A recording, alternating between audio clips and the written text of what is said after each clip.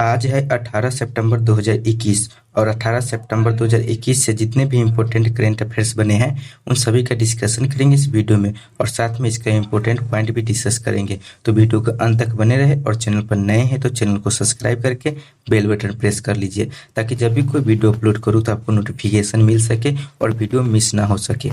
और लास्ट में इसका करेंगे क्विक रिवीजन और डेली की तरह 10 स्टैटिक जीके भी देखने वाले हैं। तो चलिए स्टार्ट करते हैं करेंट अफेयर्स का पहला क्वेश्चन है 45वीं जीएसटी काउंसिलिंग बैठक का आयोजन किस शहर में किया गया। तो ये 45वीं जीएसटी काउंसिल बैठक का आयोजन यह लखनऊ में किया गया। इसका राइट आंसर होगा option number C, Lucknow. GST council की 45वीं बैठक उत्तर प्रदेश की राजधानी लखनऊ में होगी। इस बैठक की अध्यक्षता वित्त मंत्री निर्मला सीतारमण करेगी। इस बैठक में सभी राज्यों के वित्त मंत्री हिस्सा लेंगे। तो ये जीएसटी की काउंसलिंग की बैठक 45वीं होगी। तो ये जीएसटी से संबंधित क्वेश्चन है, तो जीएसटी से जितने भी इंपोर्टेंट करेंट अफेयर्स बने हैं उन सभी का डिस्कस कर लेते हैं क्योंकि आने वाले एग्जाम के लिए वेरी वेरी इंपॉर्टेंट है।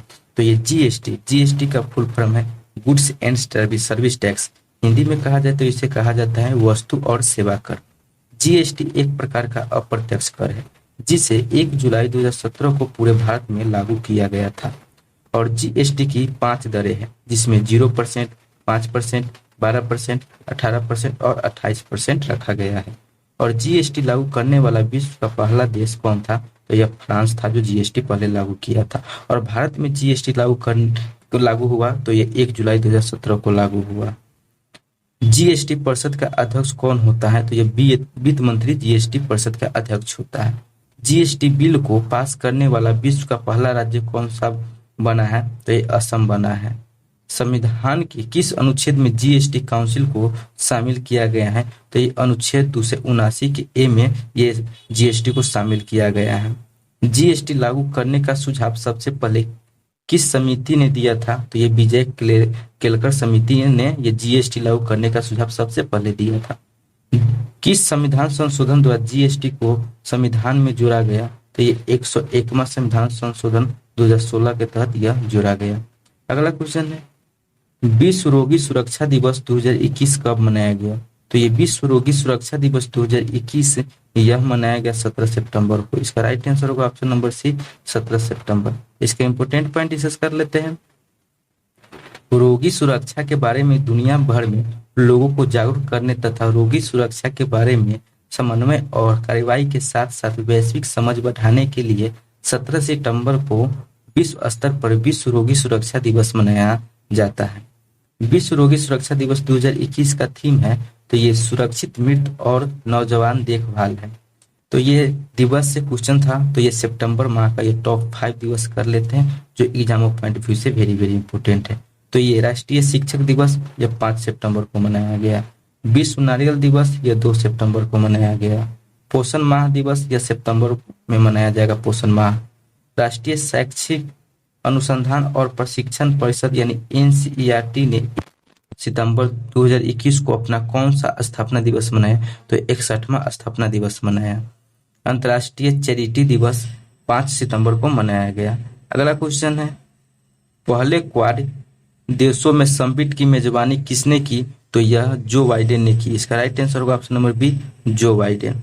इसका इंपोर्टेंट पॉइंट है क्वाड भारत, अमेरिका, ऑस्ट्रेलिया और जापान देशों का एक समूह है जिसका उद्देश्य भारत प्रशांत क्षेत्र में लोकतांत्रिक देशों के हितों की रक्षा करना और वैश्विक चुनौतियों का समाधान करना है। अमेरिका के राष्ट्रपति जो बाइडेन ने 24 सितंबर 2021 को व्हाइट हाउस में होने वाले पहले क्वाड देशों के समिट की मेजबानी करेंगे। अमेरिकी राष्ट्रपति जो बाइडेन, भारत के प्रधानमंत्री नरेंद्र मोदी, ऑस्ट्रेलिया के पीएम स्कॉट मॉरिसन और जापान के पीएम योशिहिदे सुगा इस सम्मेलन में भाग लेंगे। तो ये सम्मेलन से संबंधित क्वेश्चन था तो टॉप 5 सम्मेलन कर लेते हैं जो exam of point of view से वेरी वेरी इंपॉर्टेंट है। तो ये ब्रिक्स विदेश मंत्रियों की बैठक 2021 में भारत की तरफ से अध्यक्षता एस जयशंकर ने किया। खाद्य एवं कृषि संगठन यानी एफएओ के 42वें सत्र की अध्यक्षता नरेंद्र सिंह तोमर ने किया। अगला है कि 8वीं आसियान रक्षा मंत्रियों की बैठक की अध्यक्षता यह ब्रुनेई में किया गया। ब्रिक्स संस्कृति मंत्रियों की बैठक से अध्यक्षता G20 पर्यावरण मंत्रियों की बैठक 2021 की मेजबानी तो ये इटली में किया गया। अगला क्वेश्चन है, विराट कोहली ने क्रिकेट के किस रूप में टीम की कप्तानी छोड़ने की घोषणा की है? तो यह T20 के रूप में यह टीम की कप्तानी छोड़ने की घोषणा। इसका राइट आंसर होगा ऑप्शन नंबर ए, T20। तो ये बीसीसीआई, तो बीसीसीआई भारत में क्रिकेट मैच बीसीसीआई रेगुलेट करता है। बीसीसीआई का फुल फॉर्म है board of control of cricket in India. Hindi में कहा जाए तो भारतीय क्रिकेट नियंत्रण बोर्ड है। इसकी स्थापना 1928 को किया गया और इसका मुख्यालय मुंबई में है और इसका वर्तमान में अध्यक्ष सौरभ गांगुली है। अगला क्वेश्चन है, भारत का पहला यूरो ग्रीन बॉन्ड किस कंपनी ने जारी किया है? तो ये यूरो ग्रीन बॉन्ड ये कंपनी ने जारी किया है, तो यह पावर फाइनेंस कॉर्पोरेशन लिमिटेड ने यह जारी किया। इसका right answer option number A, power finance corporation limited. इसका इंपोर्टेंट पॉइंट डिस्कस कर लेते हैं। अग्रणी बिजली क्षेत्र NBFC power finance corporation limited ने सफलतापूर्वक अपना पहला यूरो ग्रीन बॉन्ड जारी किया है। यह यूरो ग्रीन बॉन्ड भारत की ओर से जारी किया जाने वाला पहला यूरो मूल्यवर्ग ग्रीन बॉन्ड है। तो ये पावर फाइनेंस कॉर्पोरेशन ने जारी किए हैं, तो इसके बारे में देख लेते हैं। तो इसकी स्थापना, ये पावर फाइनेंस कॉर्पोरेशन की स्थापना यह 16 जुलाई 1986 को किया गया और इसका मुख्यालय नई दिल्ली में है और इसके अध्यक्ष और प्रबंध निदेशक के वर्तमान में RS ढिल्लन है। आप देखते हैं कि भारत के पहला था, तो पहला से संबंधित क्वेश्चन जो एग्जाम में एक न एक जरूर आपको देखने को मिलेगा कि ये पहला क्वेश्चन यानी भारत से संबंधित पहला बना है, तो ये तो क्वेश्चन बनता ही बनता है।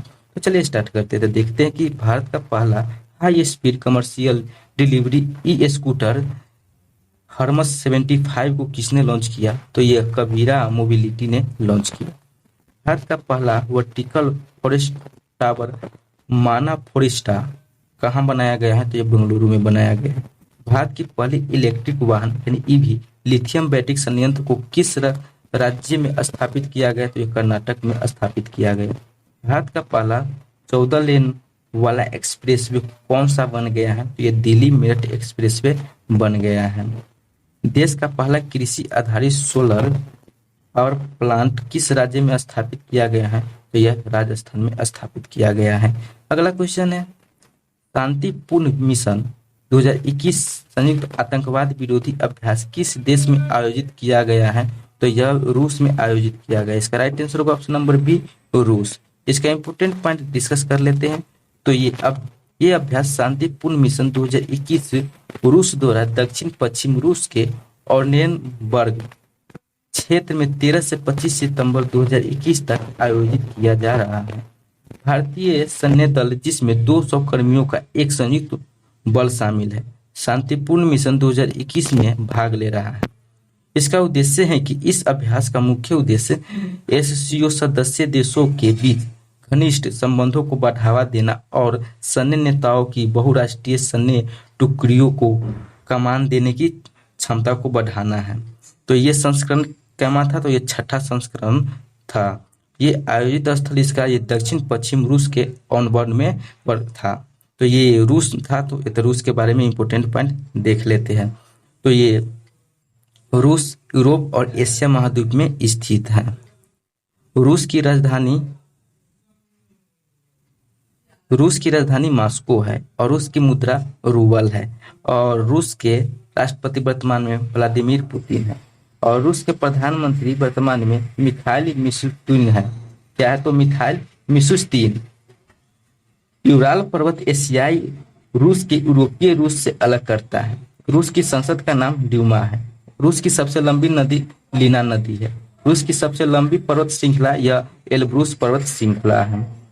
भारत संविधान में रूस से लिया गया है, तो यह भारत के संविधान में रूस से लिया गया है मौलिक कर्तव्य पंचवर्षीय योजना, यह रूस के संविधान से लिया है भारत।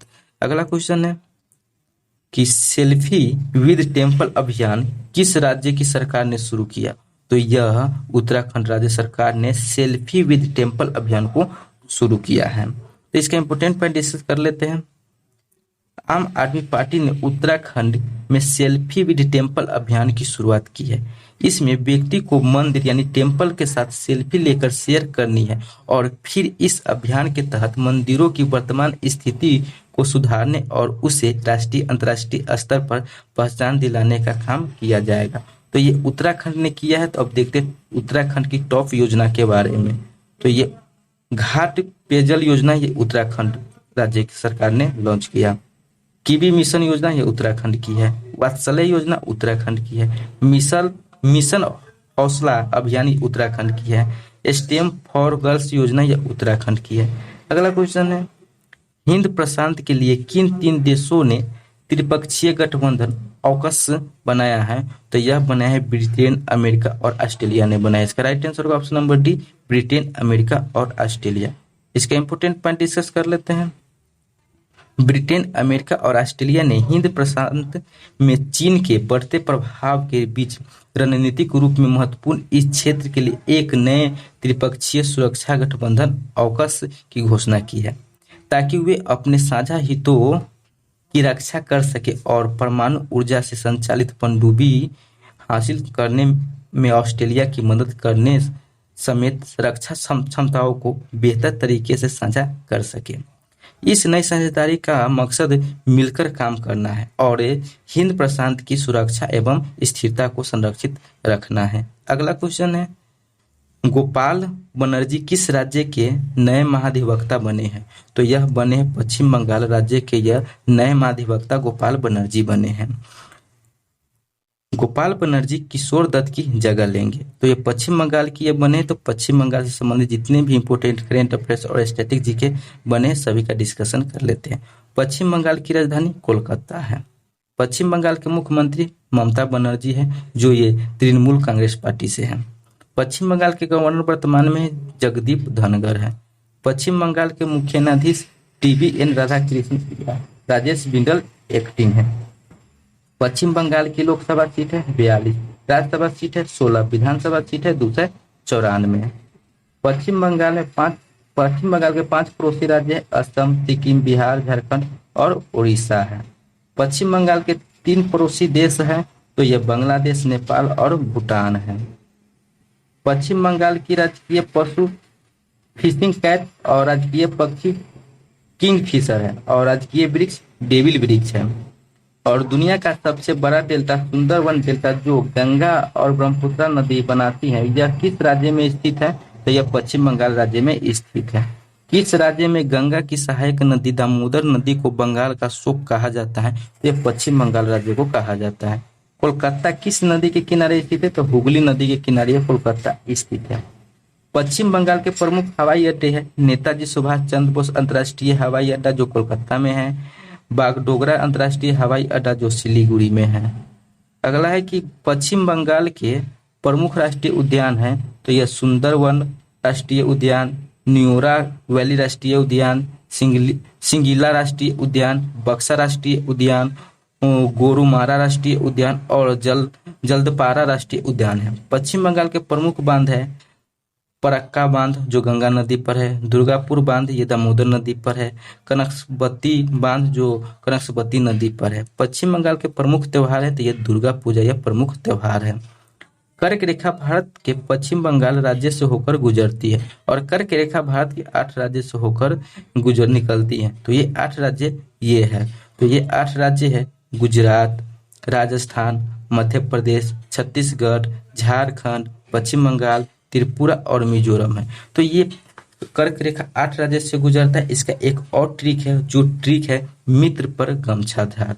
क्या है? तो मित्र पर गमछाधार। इस ट्रिक से भी आप याद कर सकते हैं। अगला क्वेश्चन है human right and terrorism in India, यानी कि भारत में मानवाधिकार और आतंकवाद पुस्तक किसने लिखा है? तो यह लिखा है ये सुब्रमण्यम स्वामी ने लिखा है। इसका राइट आंसर होगा ऑप्शन नंबर डी, सुब्रमण्यम स्वामी।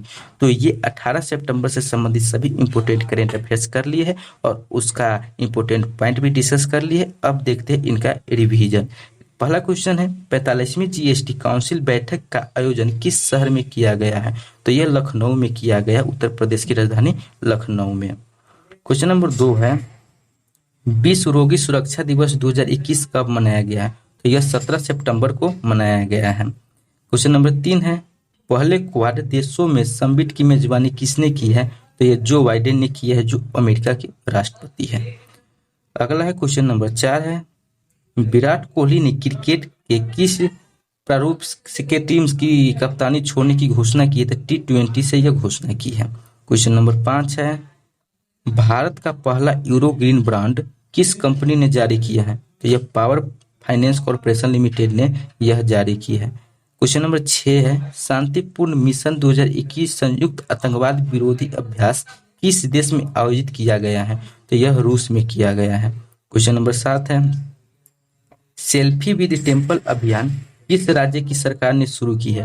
तो यह उत्तराखंड की राज्य सरकार ने सेल्फी विद टेम्पल अभियान शुरू की है। क्वेश्चन नंबर 8 है, हिंद प्रशांत के लिए किन 3 देशों ने त्रिपक्षीय गठबंधन ऑकस बनाया है? तो ये ब्रिटेन, अमेरिका और ऑस्ट्रेलिया ने यह बनाया है। क्वेश्चन नंबर 9 है, गोपाल बनर्जी किस राज्य के नए महाधिवक्ता बने हैं? तो ये पश्चिम बंगाल राज्य के नए महाधिवक्ता गोपाल बनर्जी बने हैं।